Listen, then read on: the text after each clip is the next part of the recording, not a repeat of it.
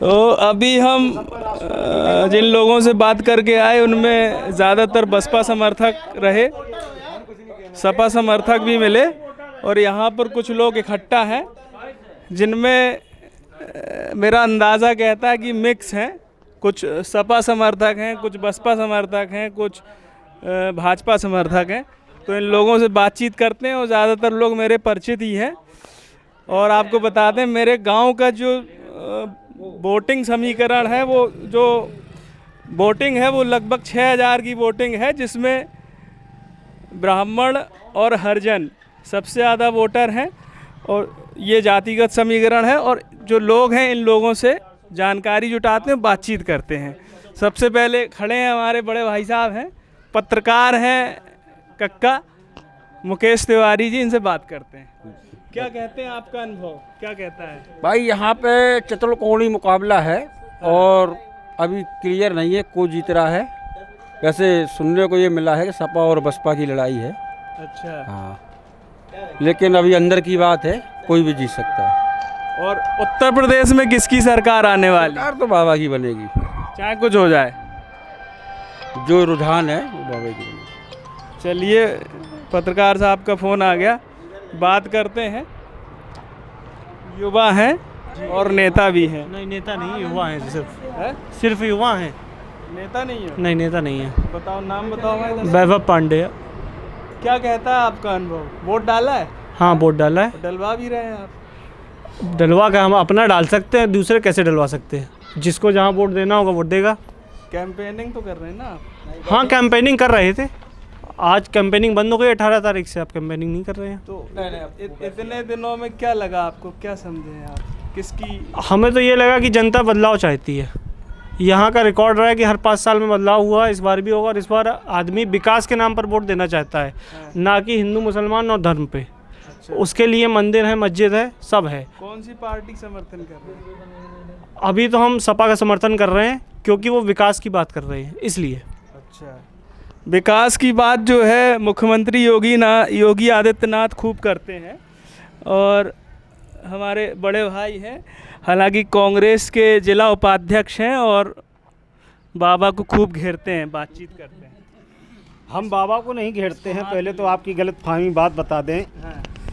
बाबा से कोई पर्सनली किसी से कोई टसन नहीं है। बाबा को क्यों घेरा जाएगा? हम लोग किसी भी नेता को ना घेरते हैं, ना उसकी बुराई करते हैं, ना उसको गलत मानते हैं। हम तो उसकी नीतियों को, जो वो राजनीति कर रहे हैं, उन नीतियों का विरोध करते हैं। बाबा ने जो नीतियां हैं उत्तर प्रदेश में, ठोको की एक नीति अपनाई।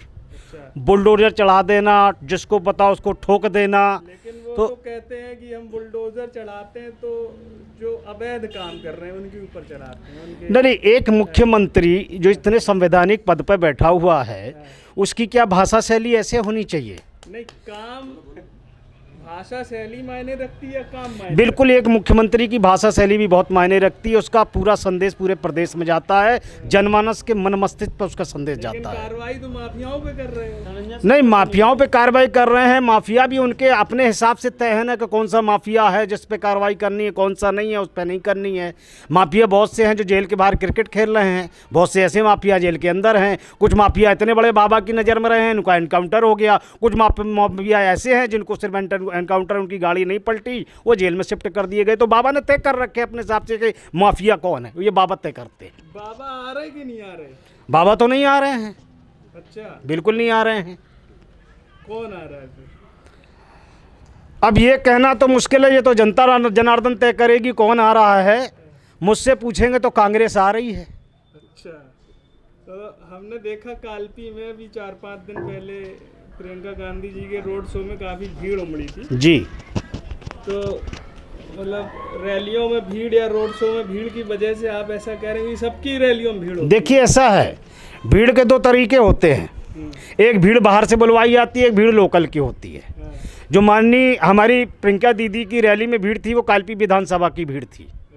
आप उसको अपने तरफ से एनालिसिस करा सकते हैं। आप भी शायद उस दिन वहाँ थे, जहाँ तक मुझे जानकारी है, आप कवर कर रहे थे, तो आप वहाँ समझ सकते हैं वो कालपी विधानसभा के लोगों की भीड़ थी। वो बाहर से बुलाई नहीं गई थी। बाकी नेताओं के विषय में हम बोलेंगे नहीं, ये हमारा अधिकार नहीं है। मैं अपनी बात, कालपी विधानसभा किसके पाले में जा रही है तो बता दीजिए। भाई अपना मानना ऐसा है कि हमारा जो प्रत्याशी है, हमारे जो क्षेत्र के नेता हैं श्री सुरेंद्र सरसेला जी, उनकी पत्नी खड़ी हुई हैं श्री उमाकांति जी, पूर्व विधायिका हैं। और जनता में जो एक निर्णायक पूर्व जनता अपना फैसला लेती है, उस जो एक आम जनता है उसमें संदेश ये जा रहा है कि जो सुलभ है, सहज है, आसानी से जिनसे हम अपनी बात कह सकते हैं, आसानी से किसी भी समय उस विधायक को हम पकड़ के अपना काम करा सकते हैं, अपनी व्यथा बता सकते हैं, तो वो सिर्फ सुरेंद्र सरसीला कालपी विधानसभा के अंदर है और लोग उसी को वोट कर रहे हैं। अच्छा, एक आखिरी सवाल आपसे ये है कि कुछ दिन पहले तक कांग्रेस नेता विनोद चतुर्वेदी जी कांग्रेस में थे जी, और चूंकि ब्राह्मण वर्ग से हैं तो ब्राह्मण, चूंकि यूपी की राजनीति ज़्यादातर जाति आधारित जी है, जी जी, और ब्राह्मण उनका अच्छा खासा समर्थन करते हैं। जी जी जी। अब वो सपा में आ गए तो माना ये जा रहा है कि ब्राह्मण वोट कन्वर्ट हो गया, सपा में चला गया। देखिए ऐसा है, चर्चाएं चुनाव पर विविध प्रकार की होती हैं। माननीय चतुर्वेदी जी हमारी पार्टी छोड़ के अभी 4 महीने पहले गए हैं, और ऐसा नहीं, वो जिले के एक अच्छे छत्र थे और हैं, इसमें कोई दो राय नहीं है। लेकिन अब वो कालपी विधानसभा से टिकट पे आए हैं, चूँकि वो कालपी विधानसभा में कभी सक्रिय नहीं रहे, कभी यहाँ उन्होंने राजनीति नहीं करी। वो 2 बार हमारी पार्टी से माधोगढ़ से चुनाव लड़े, और 1 बार उरई से वो विधायक बने। उनकी कालपी विधानसभा में कभी, मेरे हिसाब से कभी उनकी ऐसी पकड़ नहीं रही है, कभी उन्होंने ये क्षेत्र नहीं रहा काम करने का, उसके हिसाब से मानते कि शायद उनको इतना समर्थन शायद ना मिल पाए। वो जिला अध्यक्ष 18 अगर साल हम तीनों जिला में जातिगत समीकरण पे देखें तो अगर मान लो ब्राह्मण वोट झुक के उन्हें मिला जी, तो यादव, चूंकि सपा पार्टी से तो यादवों का मिलेगा, जी जी पाल जी का भी मिल रहा है, जी तो जी। फिर तो नहीं, जैसे आपने पाल का कहा तो पाल यहाँ प्रत्याशी है। अगर जाति समीकरण की बात करेंगे तो पाल जब प्रत्याशी है तो आपको पाल वोट कैसे मिलेगा? व्यक्तिगत जो वोट होता है वो सबको मिलता है, सभी जातियों का। चलिए, बहुत बहुत धन्यवाद। और कुछ कहना चाहते हैं तो बताइए किस विषय में क्या पूछना चाहते हैं आप? यही विषय है चुनाव संबंधी। चुनाव संबंधी तो यही है कि बदलाव की बयार चल रही है और नई सरकार का गठन होगा, लोग बेरोजगारी। अच्छा, एक चीज और मेरे दिमाग जी, में आई है। जी, आपका जी। एक स्लोगन बड़ा लोकप्रिय हुआ है, जी प्रियंका गांधी जी ने दिया है, लड़की हूँ लड़ सकती हूँ। जी, तो लड़का हूँ लड़ सकता हूँ, ये क्यों नहीं? बराबरी, भाई बराबरी होनी चाहिए। एक्चुअली क्या है कि राजनीति जो की धारा है उसमें हमेशा महिलाओं की उपेक्षा की गई है। अच्छा, आप चाहे विधायक आपके विधानसभा के चुनाव हों, चाहे वो जो है आपके लोकसभा के चुनाव हों, राजनीति में महिलाओं को बहुत कम भागीदारी दी गई है। तो एक प्रकार से महिलाओं के सशक्तिकरण को देखते हुए जी, 50% आबादी यहाँ महिलाओं की है और आज उन्हीं पे अत्याचार होते हैं। तो हमारी पार्टी और हमारी प्रियंका दीदी चाहती हैं कि उनको खुद ताकत दे दी जाए जो उनका कोई शोषण न कर पाए। तो कह रहे हैं कि लॉ ऑर्डर हमने एकदम दुरुस्त कर दिया है। मैंने कहा ना आपसे, बाबा का लॉ एंड ऑर्डर तो ऐसा है कि अभी जो है 3-4 दिन पहले हमारे लोकल में उरई में एक लड़की का जो है हत्या हो जाती है या उसको आत्महत्या करने पर मजबूर कर दिया जाता है, जो भी रिपोर्ट में आएगा तो कहीं ना कहीं उसकी जान तो गई है। ये तो अभी चुनाव के दौरान ही घटना हुई है। लॉ एंड ऑर्डर इतना अच्छा है कि केंद्रीय मंत्री का लड़का किसानों के ऊपर गाड़ी चढ़ा देता है, सब लोगों ने वो वीडियो देखा है। इतना अच्छा लॉ एंड ऑर्डर बाबा का है कि उसकी जमानत बहुत जल्दी बाहर आ गया है और खुशी दुबे वो अभी तक जेल से बाहर नहीं आ पाई। हमारे अगले महाशय हैं, ये समाजवादी पार्टी के सक्रिय कार्यकर्ता नेता हैं, युवा नेता। मैं राहुल श्रीवास और बाबा आटा, जिला महासचिव लोहियावानी जालौन। हाँ, आपके बगल में भी भाई साहब बात कर रहे थे कांग्रेस से, और अब आप कहिए अपनी बात। देखिए, इनका दावा है कि कांग्रेस आ रही है। देखिए, अगर मैं कहूँगा तो ये पार्टी विशेष बात हो जाएगी। जनता ने तय कर दिया है। अच्छा, जनता ने तय कर दिया है कि किसकी सरकार वो चाहते हैं, और आपको ये पहले चरण में, दूसरे चरण में चुनाव हुए हैं, आपको पता पड़ गया होगा जनता का मूड कहाँ है। इस समय वोट, अभी परिणाम बाहर नहीं आए ना, परिणाम आएंगे, नतीजे अखबार देख लेना, इस बार साइकिल की रफ्तार देख लेना।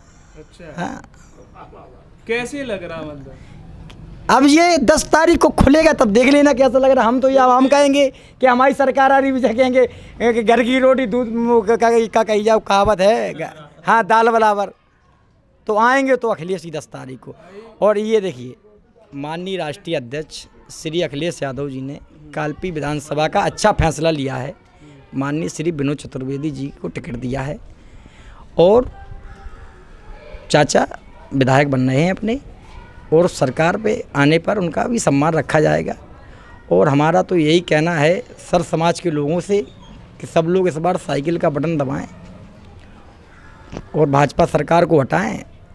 बस पार्टी अलग अलग है, दोस्ती पक्की है। नहीं, हमारी दोस्ती है। हम लोग सब आपस में कांग्रेस ऐसा है कि जो गाँव के जो हमारे मामा जी लगती हैं, मैं इस गाँव का भानेज हूँ, तो ये सब हमारे मामा हैं, कोई भैया है। पार्टियां अलग अलग हो सकती हैं मगर दिल एक है। हाँ। नहीं, विचारधारा इससे नहीं हो सका कि एक पंडित जी हैं, एक कुशवाहा जी हैं, एक यादव जी हैं, एक विश्वकर्मा जी हैं और एक हम धोबी समाज से हैं, तो विचारधारा अलग अलग है। मगर ये है कि पार्टियां अलग अलग हो सकती हैं, विचारधारा एक हो, मगर दिल एक है। चलिए, और एक शेर और कहेंगे कि गुलामी तो केवल तेरे इश्क की थी, वरना ये दिल कल भी सुल्तान था, आज भी सुल्तान है। और माननीय राष्ट्रीय अध्यक्ष जी और माननीय प्रियंका गांधी जी ने कह दिया है कि कांग्रेस की जितनी सीटें आएंगी समाजवादी पार्टी को देंगे।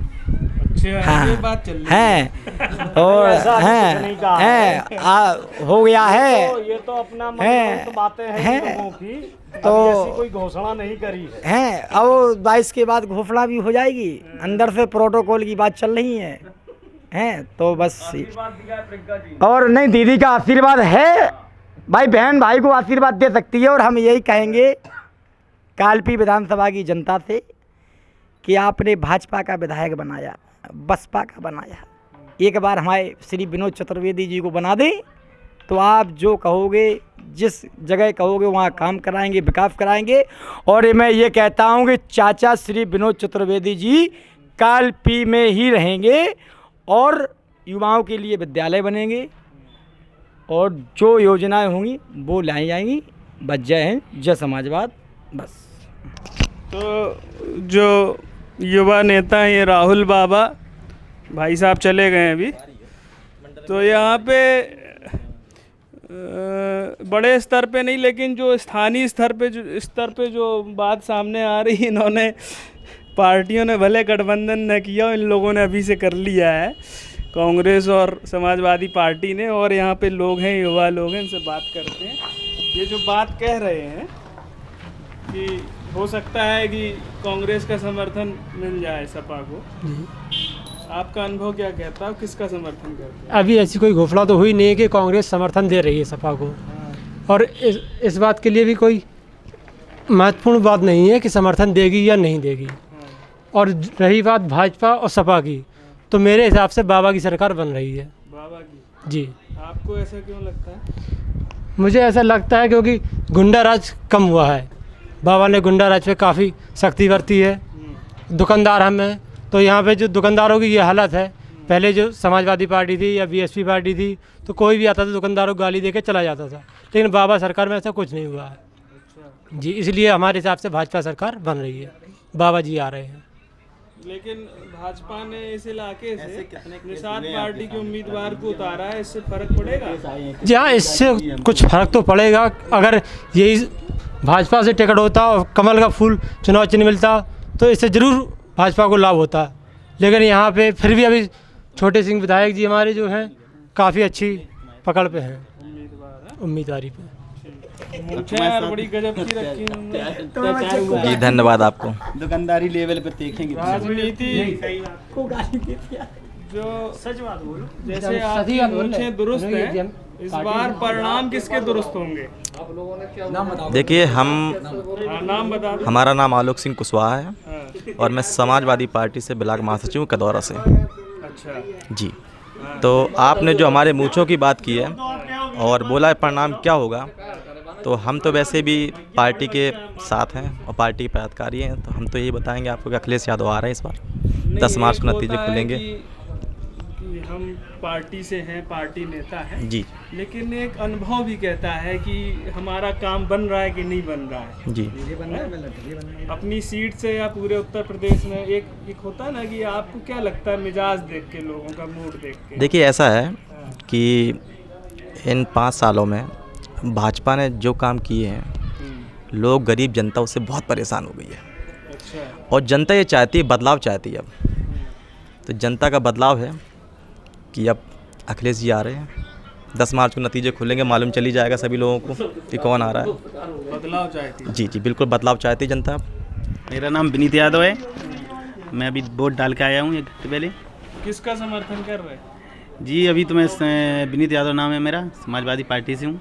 इस बार साइकिल की सरकार आ रही, समाजवादी पार्टी, अखिलेश यादव, आदरणीय श्री अखिलेश यादव जी आ रहे हैं। लेकिन कैंडिडेट तो पंडित जी है।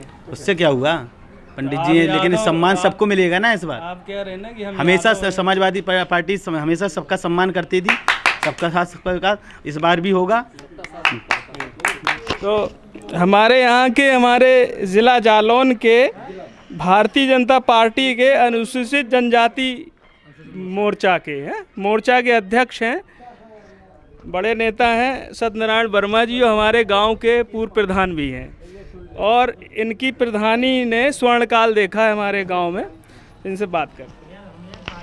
धन्यवाद। तो आपका, जैसे आपने भी बातें सुनी, कांग्रेस नेता, सपा नेता, आप क्या कहते हैं? देखिए, सबसे पहले तो मैं आपसे बताना चाहता हूं कि हम बड़े नेता नहीं हैं, भारतीय जनता पार्टी के छोटे से अनुशासित कार्यकर्ता हैं, और आज मतदान हो रहा है। हम अपना प्रचार 2 दिन पहले समाप्त कर चुके हैं। हम भारतीय संविधान का बड़ा सम्मान करते हैं। इन लोगों ने जो बताया वो आज भी प्रचार कर रहे हैं, पोलिंग बूथ पर बैठ के प्रचार कर रहे हैं। मैं प्रचार नहीं कर रहा हूँ।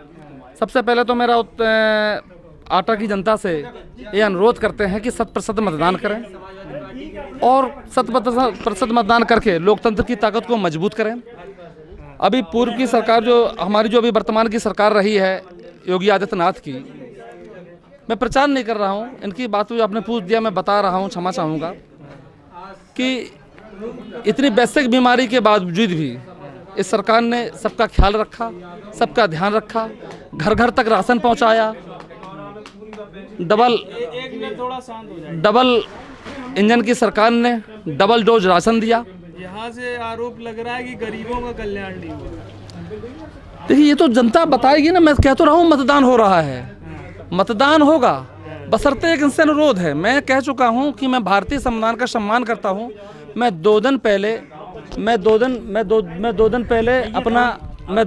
अपना प्रचार बंद कर चुका हूँ, और जनता अगर अच्छा किया है बाबा जी ने तो मतदान कर रही है। विकास बाबा जी ने अपने चुनाव चिन्ह पे कैंडिडेट यहाँ से क्यों नहीं उतारा, और इससे फर्क पड़ा है क्योंकि लोग कह रहे हैं। देखिए, ऐसा है, हम लोग जैसे हमारे अभी भैया ने, अभी हमारे समाजवादी पार्टी के नेताजी ने कहा था कि सबका साथ सबका विकास। हम लोग वास्तव में सबका साथ सबके विकास पर काम करते हैं। सबका साथ सबका विकास, सबका विश्वास के साथ काम कर रहे हैं। निषाद पार्टी 15 सीटों पर चुनाव लड़ रही है, और यहाँ से हमने कालपी से उनको टिकट दिया है। वो चुनाव जीतेंगे। हमारे पूर्व के विधायक भी रहे हैं छोटे सिंह जी, वो चुनाव जीतेंगे। बहुत से लोग कंफ्यूज हो रहे हैं कि फूल ढूंढ रहे हैं। नहीं, कोई कंफ्यूजन नहीं, कोई नहीं, ऐसा कहीं कुछ नहीं है। सब समझदार हैं, और जन जन तक सबको निशान पहुँच चुका है। जितना भारतीय जनता पार्टी और निषाद पार्टी के कार्यकर्ताओं ने जो चुनाव निशान पहुंचाने से ज़्यादा विपक्ष ने पहुंचा दिया है, वो उतना परेशान हो गए। वो कमल नहीं है, बोले क्या है, बोले थाली है। विपक्ष ने ही चुनाव निशान घर घर तक पहुंचा दिया है। भारतीय जनता पार्टी के कार्यकर्ता तो निषाद राज के कार्यकर्ताओं ने तो पहुंचाया है। कोई कन्फ्यूजन नहीं है। 5 नंबर के खाने पर, भोजन भरी थाली पर लोग मोहर लगा रहे हैं और बटन दबा रहे हैं।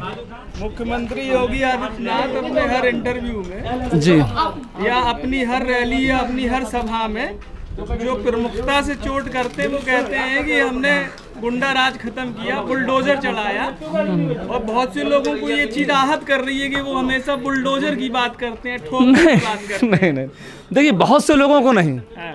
जैसे जिनकी मंशा है कि हम कब्जा कर लेंगे, जिनकी मंशा है गरीबों की जमीन पर कब्जा कर लेंगे। जैसे हमारे प्रधानमंत्री जी ने जिन गरीब लोगों ने कुछ पैसा कमा करके प्लाट खरीद लिए थे और प्लाट बनवा नहीं पा रहे थे, उनके पास पैसा नहीं था, तो इस सरकार ने चिंता की उनकी और उनकी ज़मीन पर आवास, प्रधानमंत्री आवास बनवाने का काम किया है। कुछ लोगों ने उन गरीबों की ज़मीन पर कब्जा कर लिया था, तो ऐसे लोगों पर बुलडोजर तो चलना चाहिए ना, इसमें तो कोई गलत बात नहीं है। परेशान होने की जरूरत नहीं है, सारे लोग प्रसन्न हैं, खुश लोग। योगी जी आ रहे हैं आपके 300+ हम लोग हो रहे हैं उत्तर प्रदेश में। सीटें जीत रहे हैं जी, और जो स्थानीय सीट है ये जीत रहे हैं, डाउट है इस पे कोई? नहीं, कोई डाउट नहीं।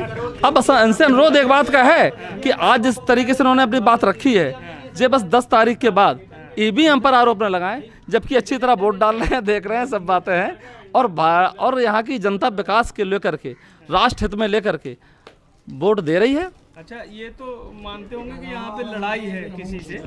जी जी। किससे लड़ाई है? नहीं, हमारी लड़ाई तो भ्रष्टाचार से है, हमारी लड़ाई तो गुंडाराज से है, हमारी लड़ाई तो जो माफिया, भूमि माफिया, उनसे है। हमारी लड़ाई किसी से नहीं है। हम सबका साथ, सबके विकास और सबके विश्वास के साथ काम करते हैं। हमें लड़ाई किसी से नहीं है। नहीं, मैं तो जनता से एक बार फिर से अपील करना चाह रहा हूं कि अब समय मतदान का है, कुछ समय बाकी है, सारे लोग निकल के आएँ, 100% मतदान करें, लोकतंत्र को और भारतीय संविधान को मजबूत करें और 100% वोट दें। और हमारे ग्राम आटा से जब इतने 100% मतदान होगा, 98% भी हो जाता है, तो एक पूरा जिले से लेकर प्रदेश तक ये संदेश जाएगा कि हमारा गाँव आटा जागरूक है। यहाँ से आवाज़ आई बापू की तरफ से, राष्ट्रवाद भी बोलना चाह रहे हैं। अभी मैंने सुना हमारे छोटे भाई बीजेपी के अनुसूचित मोर्चा के जिलाध्यक्ष हैं, लेकिन ये तो आपके बड़े मतलब करीबी हैं। नहीं, हमारा तो एक तरह से शिष्य है, लेकिन अब गुरु तो गुड़ हो गए, शक्कर हो गया, कहावत है एक।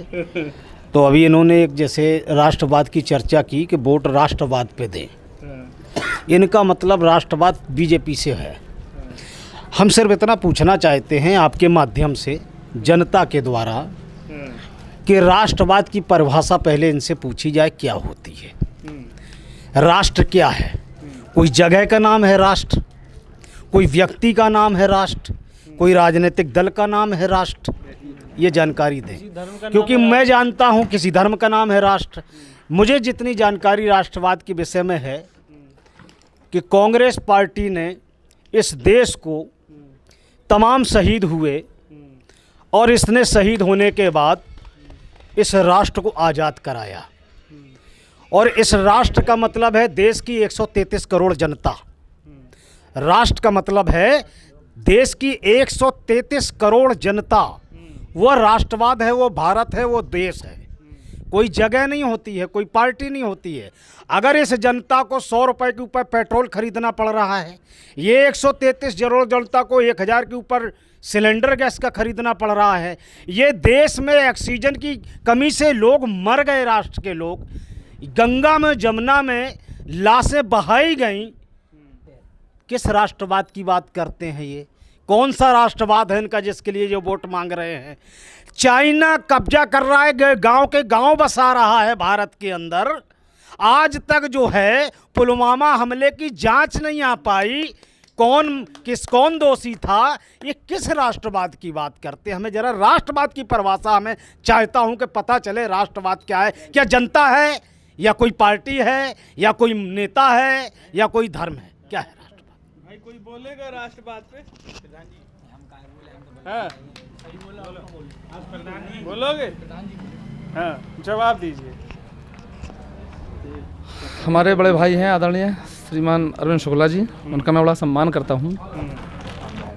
भाई साहब सही कह रहे हैं कि राष्ट्रवाद क्या है। जो वो जान रहे हैं, हम लोग जान रहे हैं कि राष्ट्र हमारा देश है, राष्ट्र की जनता हमारे सब कुछ है, भारत हमारा देश है, भारत माँ हमारा वही राष्ट्र है। इसी राष्ट्र के हित में मैंने क्या कहा कि भारतीय संविधान के तहत राष्ट्र के हित में जनता 100% मतदान करे। मैंने ऐसा कुछ कहा नहीं। ये कह रहे हैं राष्ट्र के हित में मतदान करे। हाँ, कोई नहीं, उन्हें राष्ट्रवाद सुनाई दिया। मैंने कहा राष्ट्र के हित में राष्ट्रवाद नहीं कहा, राष्ट्र के हित में। भारत माँ है, भारत के हर व्यक्ति रहने वाला नागरिक वही राष्ट्र के लिए हित में उसकी हित की बात कर रहा हूँ, वही तो मैं भी कह रहा हूँ। और कोई कुछ बात करेगा? चलिए, खैर राष्ट्रवाद एक अलग मुद्दा है, उस पर अलग से बात की जा सकती है, बहस की जा सकती है। तो वोटिंग अभी जारी है। आज यहाँ पर तीसरे चरण के मतदान के तहत यहाँ पर मतदान हो रहा है कालपी विधानसभा सीट पर, जिसके अंतर्गत मेरा गांव आता है आटा। तो यहाँ पर लोगों से हमने बातचीत की, हर पार्टी के लोग हमें मिले, समर्थक मिले। आप लोग बताइए, वीडियो के कमेंट सेक्शन में लिखिए आपकी राय, प्रतिक्रिया क्या है। इससे भी हमें काफ़ी पता चलता है, और आप चाहें तो हमारा जो है उत्साहवर्धन भी कर सकते हैं कमेंट सेक्शन में लिखकर। वीडियो को लाइक करें, खूब शेयर करें, और अगर अभी तक आपने हमारे चैनल को सब्सक्राइब नहीं किया है तो सब्सक्राइब ज़रूर करें। वीडियो देखने के लिए बहुत बहुत धन्यवाद। मेरे गांव से आटा से आप सभी लोगों को प्रणाम।